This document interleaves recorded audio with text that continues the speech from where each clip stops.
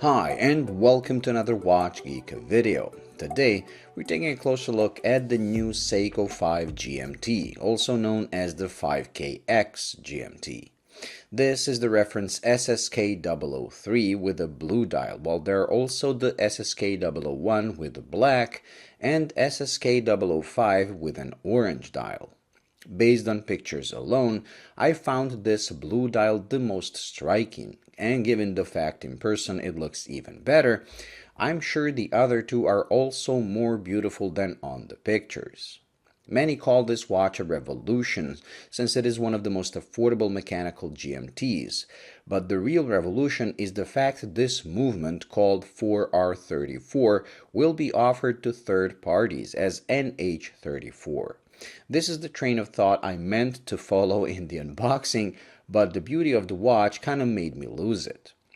The fact this movement will be offered to microbrands at a much lower price than the usual Swiss offerings means we should be seeing a flood of even more affordable GMT watches with even better specs. Microbrands spoiled us, so we're used to having solid link bracelets with solid end links, milled out clasps, sapphire crystals, and ceramic bezels for $200 to $400. And based on a lot of macro shots of said microbrands I did this year, excellent finishing and quality as well. While this Seiko is a step up from the venerable SKX when it comes to bracelet, as this one is made out of solid links and end links, the clasp is still stamped and not belonging on a $475 watch in this time and age.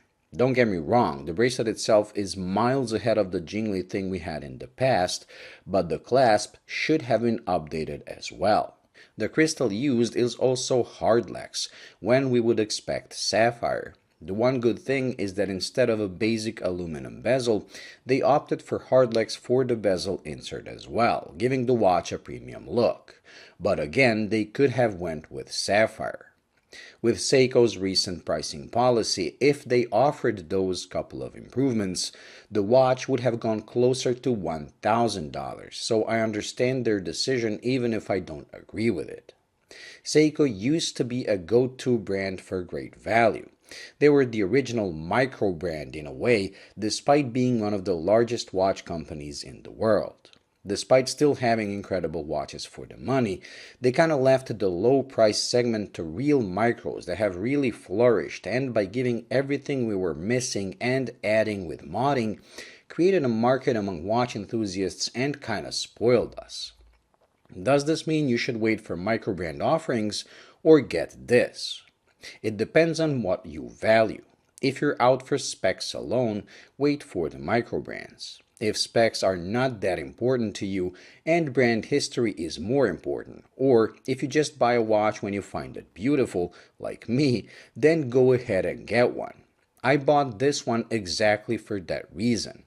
It is an extremely beautiful watch based on one of the most iconic case and dial configurations Seiko has ever done, and getting it will not be a mistake by any means.